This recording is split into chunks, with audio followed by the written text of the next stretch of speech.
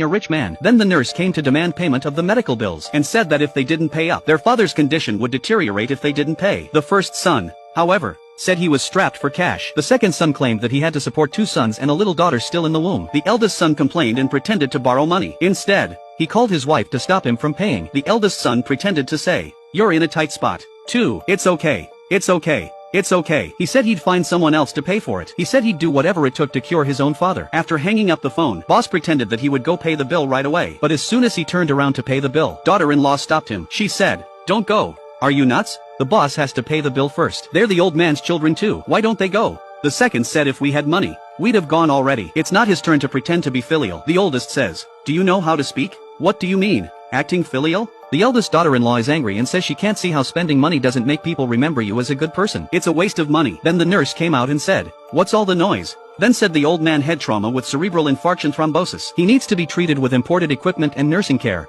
totaling $200,000. Everyone was surprised. The second one even said, "You're robbing me. If the nurse does not treat, there is a 50% chance of paralysis. The family should consider it on their own." Sister-in-law said if you want her to see it, don't treat it. The old man won't live for a few years. It's not worth the money. Looking at the 2 brothers who were so good at acting, the youngest daughter was blinded by the sight of them. So she called her husband and asked him to send over all his savings. She hoped that her brothers could contribute more, but they refused to pay. The youngest daughter argued with them in desperation.